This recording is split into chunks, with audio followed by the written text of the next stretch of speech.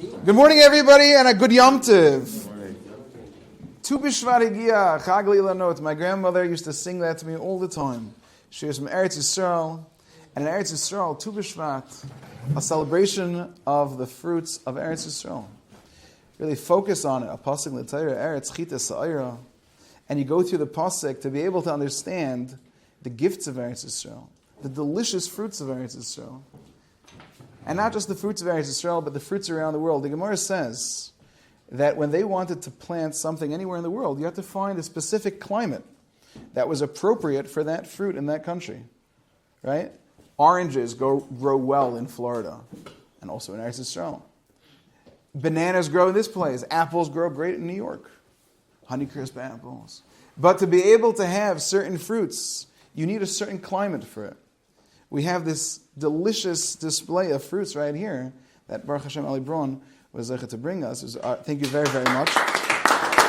Fruits I have never seen in my entire life. And at the very least, I have a little dry skin, I'll be able to use the aloe here to be able to smooth up. But you have fruits that can only grow in certain parts of the world. The Gemara says that Shlomo HaMelech was able to find the root, the actual source for every fruit on the planet, everything that grew on the planet. He was able to find that right in Yerushalayim, in Eretz Yisrael.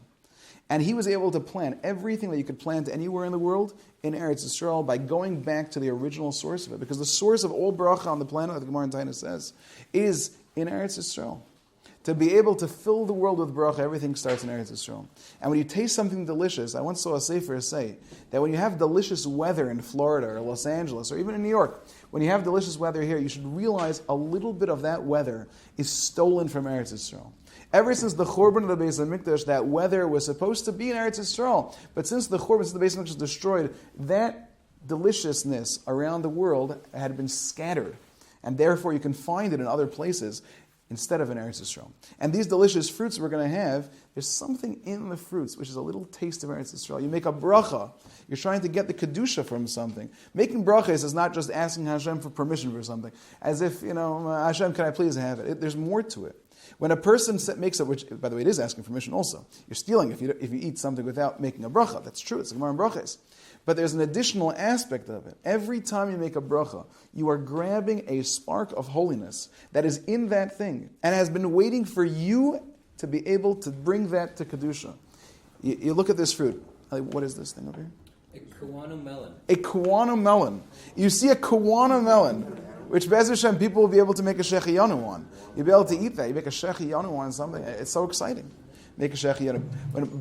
By us in our house, on Yom Tovim, when you say a shechiyanu, people are almost crying. Shechiyanu v'kiyimanu v'gen l'zman hazeh. But when a person eats something and makes a bracha on it, there's a spark of holiness in that food that has been waiting for eternity until this moment where you're able to bring kedusha to that. If a person eats something chas v'shalom without making a bracha, it's as if he has taken something in this world, something that has been waiting for that moment, and instead of bringing it to a level where it's supposed to have been, you've thrown it away, chas v'shalom.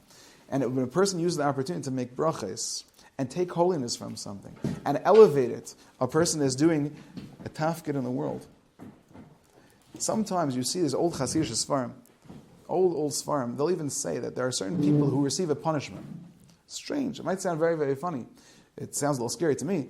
But there are certain people who receive a punishment. They're not able to go into Gan Eden in the next world. They don't get to go in. They have to wait. For whatever sin they had, and they come back into this world. Sometimes they're fortunate, so to speak. They come back into this world as a person. But other times they're not so fortunate. They come back as an animal. They say the worst is to come back as a rock. But they come back as an animal, they come back as a fruit. And when you make a bracha, or you do a mitzvah with that thing, it gives that neshama that was in that object the ability to be elevated into something. I know we're talking about some heavy-duty stuff here, but Tu B'Shvat is a very, very holy day. I was very fortunate this past Moshe Shabbos. I want to share something, and then we get to the food and delish and enjoy. I was very fortunate this past Moshe Shabbos. I davened in the shul of Rabbi Steinwurzel, Shlita here in Brooklyn. I like to daven there because his Ma'ariv at Moshe Shabbos is like 95 minutes. And of course, we weren't in any rush because there was, we didn't have a Malav Malka that was set up and I was supposed to get here at 7:15. But anyway, he takes a long time and it's very enjoyable and I get to sit in the back and enjoy all his miras. And he said a Dvar Torah.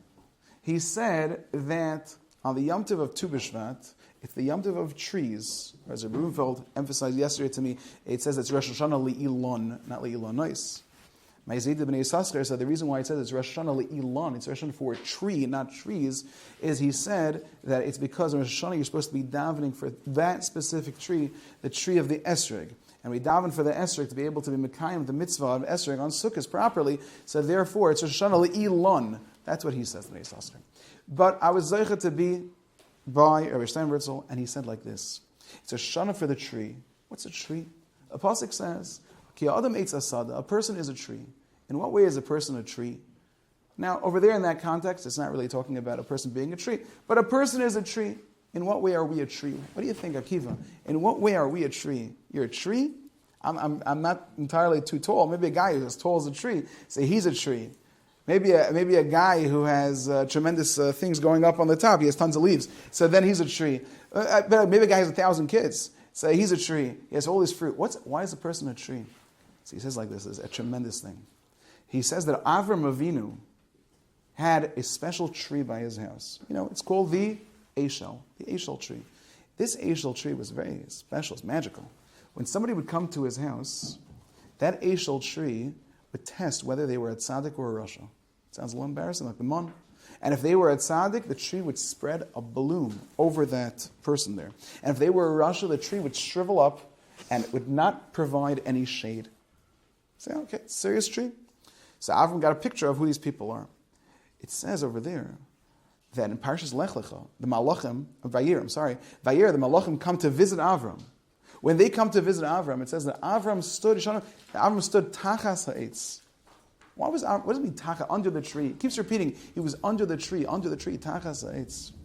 So he explained, the Rishonim explained for one of his farm, he said that when these angels came, the tree shriveled up. It did not provide them with any shade. And as we know, that day when Avram was outside, it was a boiling hot, sunny day. And Avram stood under the tree, but the tree shriveled up. What does it mean? So the word tachas doesn't always mean under. As we know, the word tachas can also mean instead of. When Avram stood there, he wasn't standing under the tree.